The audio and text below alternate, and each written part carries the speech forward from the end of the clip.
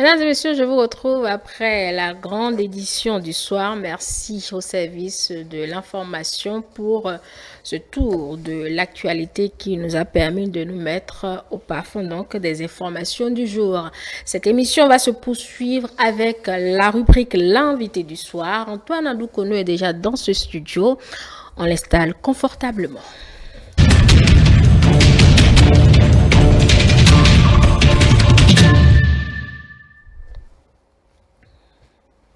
Merci de nous rejoindre. Ce soir, nous allons plonger au cœur d'une thématique essentielle, l'action sociale au Bénin. Et pour commencer notre réflexion, je souhaiterais partager avec vous ce communiqué récent émanant du ministère de la Santé, celui en date du 8 mai, un communiqué qui alerte sur la présence de plaies chroniques à la jambe dans certaines régions de notre pays et met la lumière sur une réalité préoccupante. Trop souvent, ces affections sont attribuées à des causes mythiques entraînant des recours tardifs et inadaptés aux soins. Face à cela, le ministère de la Santé, à travers un programme national de lutte contre la lèpre et l'ulcère de Bureli, organise une campagne de consultation foraine gratuite du 12 au 30 mai 2025.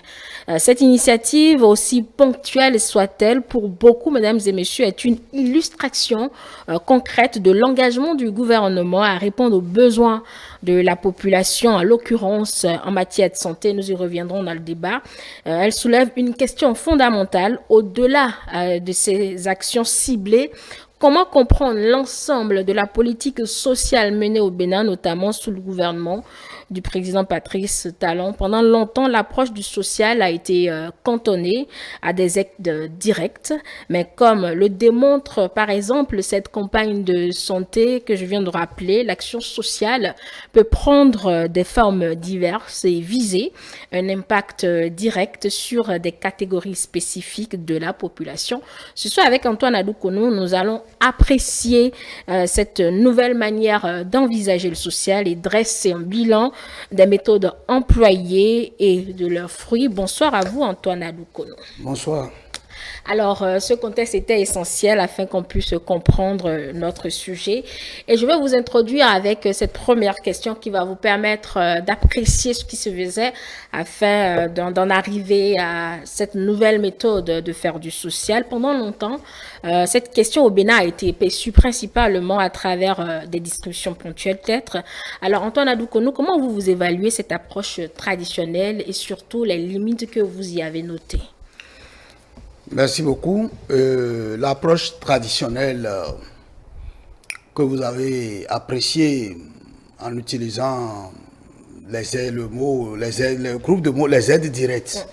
En fait, je pense que cette approche, elle doit être nuancée du fait de son contexte d'application.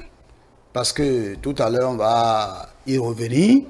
Parce que dans les politiques sociales, les aides directes ne sont pas exclues, mais mises en contexte, elles n'ont rien à voir avec certains schémas non classiques qu'on a eus.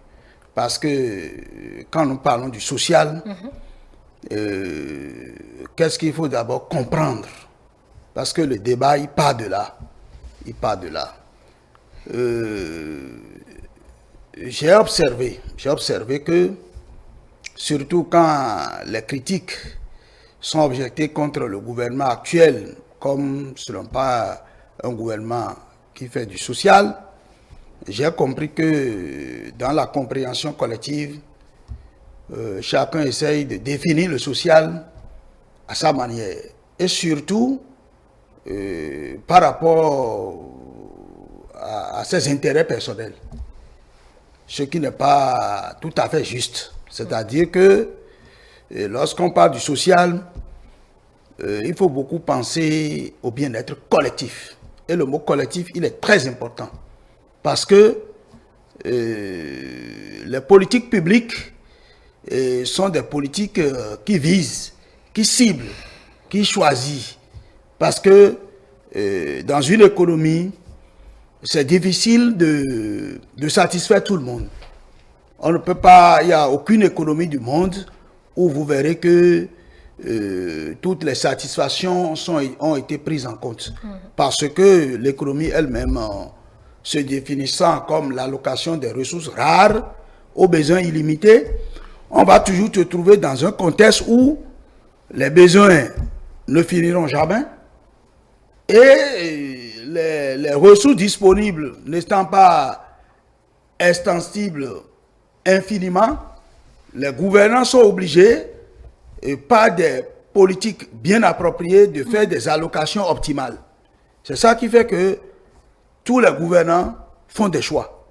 Je dis, on peut critiquer sur les choix, mais on ne peut pas dire que parce que tout le monde n'est pas satisfait, que les gouvernants ne travaillent pas. Et évidemment, vous allez voir que si vous êtes à la position de revendication, vous êtes syndicaliste, vous êtes de la société civile, c'est facile, vous êtes de l'opposition politique, je peux même dire ça. Vous êtes de l'opposition politique, c'est facile pour vous donc de revendiquer. Donc, vous pouvez demander, citer. Mais dès qu'on vous passe à la position de la décision, vous allez comprendre que c'est des choix qui s'offrent à vous. Et que vous devez réfléchir plusieurs fois avant de choisir. C'est ça qui fait que les différents gouvernements essayent de faire des choix. Et sur les choix, j'estime quand même que le gouvernement Talon essaye de faire quand même l'essentiel. On ne peut pas faire... Je ne peux pas dire que lorsque, par exemple, on va organiser une messe parce que quelqu'un est nommé, qu'on distribue de l'argent. Moi, ça, là, c'est pas du social. Ça, je sais pas ça, moi, j'appelle social. Je ne dis pas que parce que, bon, l'argent circule entre griffes, comme on le dit, c'est-à-dire lorsque la corruption bat son plein et que rien n'est contrôlé, les finances publiques, tout est ouvert et que tout va au mieux pour tout le monde là. Ça là, ce n'est pas le social. Ça, c'est la délinquance financière dans les pays. Vous voyez, ce qui est social, c'est que c'est des politiques que le gouvernement met en œuvre, il prend des cibles et ceux qui se retrouvent dans ce périmètre-là bénéficient de ces prestations. Je prends par exemple le projet Gbesoke que l'État a mis en œuvre par exemple. On a ciblé les jeunes filles. Non, ça là c'est le projet Suède. Bien avant le projet Suède, le projet Gbesoke qui est là, c'est aussi des transferts monétaires, mais à des ménages ciblés, extrêmement pauvres, d'environ 3 millions, le point d'environ 3 millions.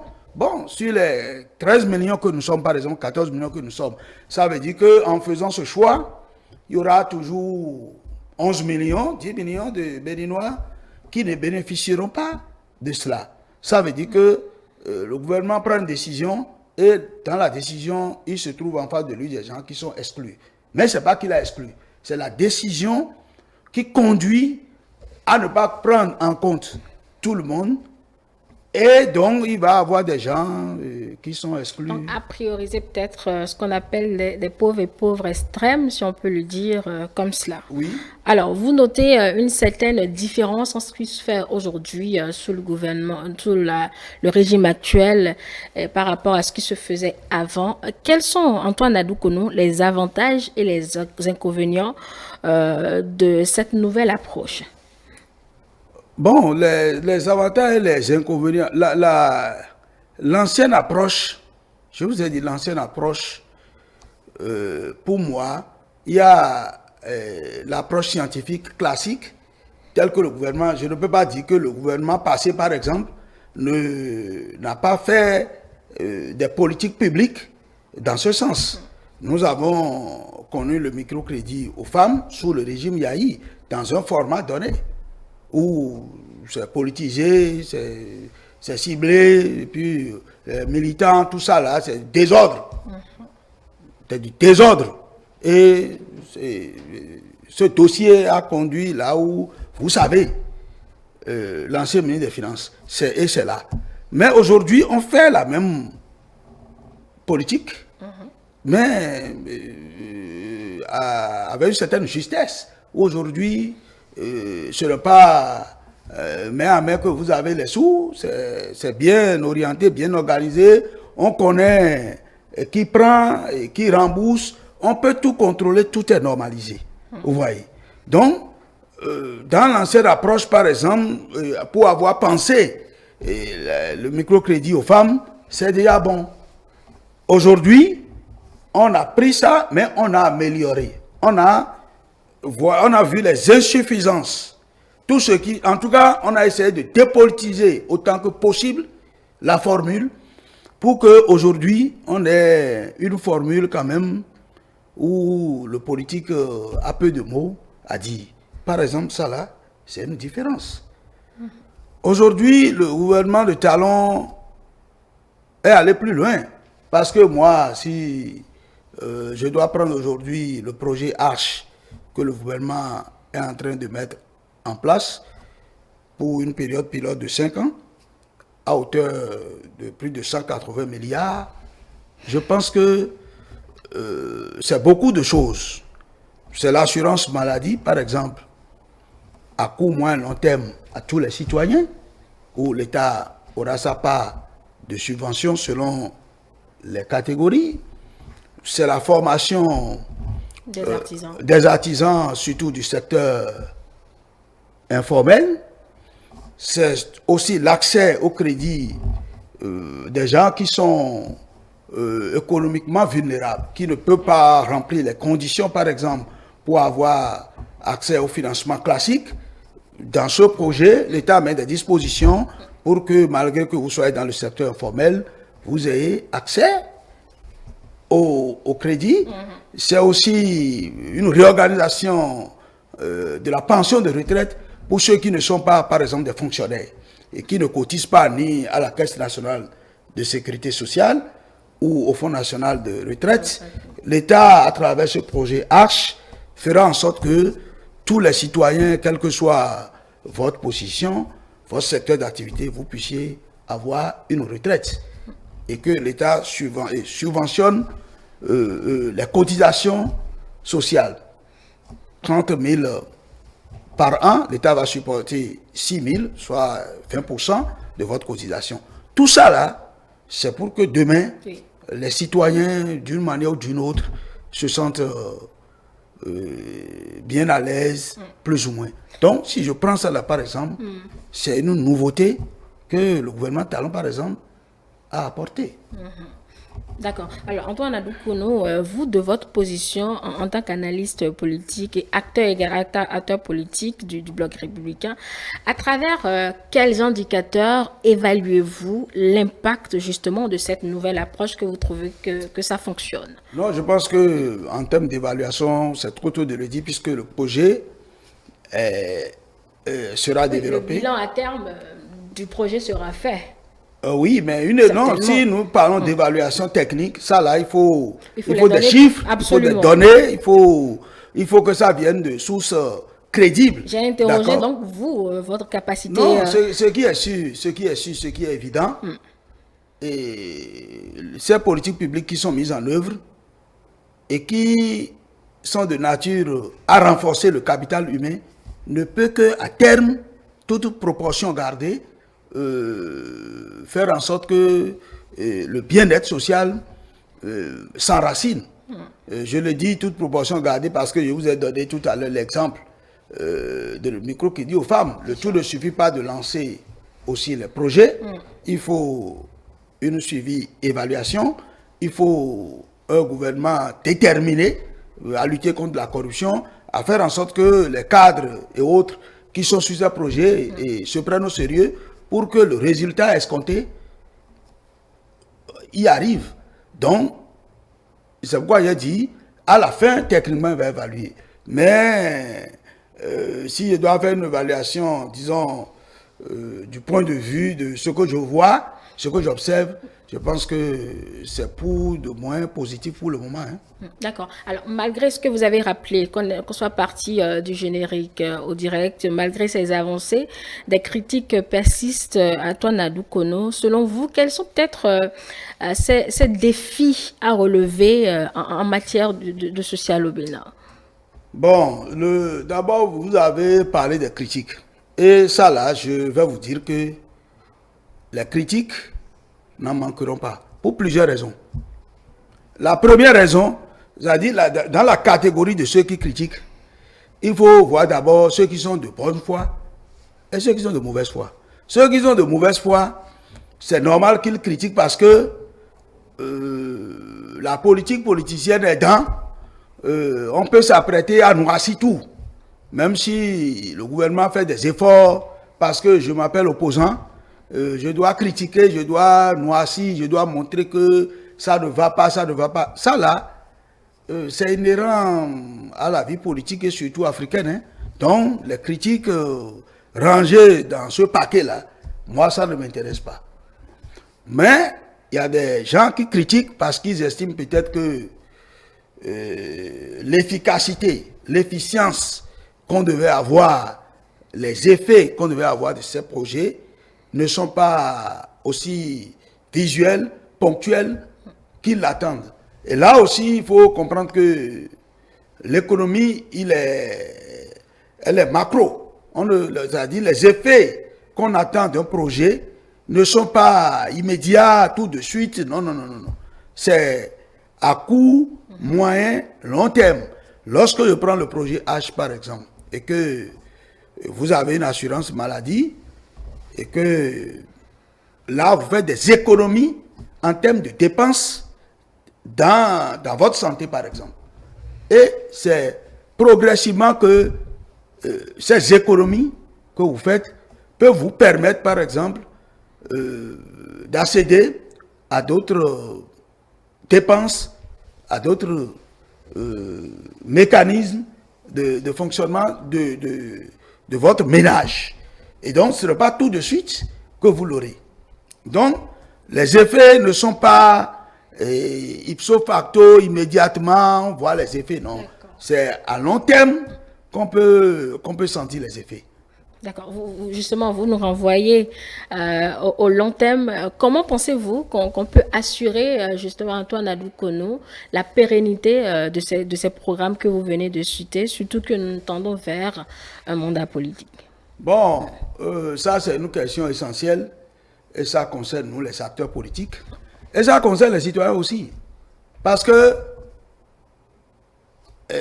moi j'estime que tel président vous choisissez, telle réforme vous aurez.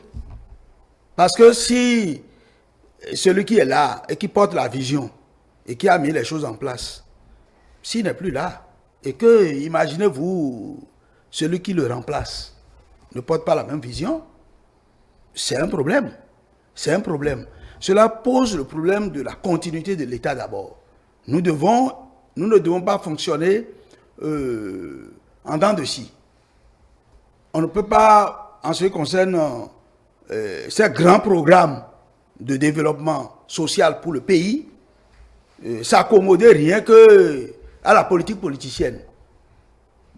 Parce que le président Talon n'est plus là, le projet H va disparaître, Bessoké va disparaître, tout ce qui est fait en vue du bien-être des citoyens va disparaître. Si on fonctionne comme ça, c'est très dangereux. Et c'est ça qui fait que parfois, moi je me pose la question de savoir l'alternance, oui, mais pour quelle qualité? La question, elle est là. Nous ne disons pas que quelqu'un est censé avoir la science infuse, mais la rigueur, la méthode, la capacité, ça, on ne le trouve pas chez tout le monde. Ça fait que moi, j'interpelle la mouvance présidentielle. J'interpelle la mouvance présidentielle à ce sujet. Et qui plus est, le président Patrice Talon. Passer la main, oui. Mais bon, mais le président Talon m'a dit qu'il ne restera pas à l'écart. Il doit avoir son œil de regard. pour que dans le groupe, on puisse choisir celui qui a compris ce qu'on a lancé. Il ne faut pas qu'on amène quelqu'un et qu'on reprenne tout à la base. D'accord. Les opposants même n'ont qu'à laisser les problèmes de code électoral, tout ça là, et dire ce qu'ils veulent faire lorsqu'ils accèdent à la magistrature suprême. Et qu'ils soient précis.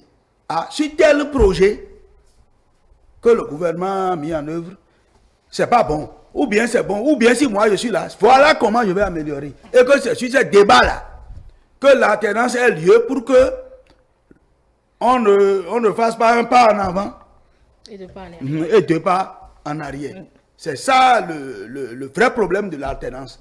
Parce que le tout ne suit pas de changer de président.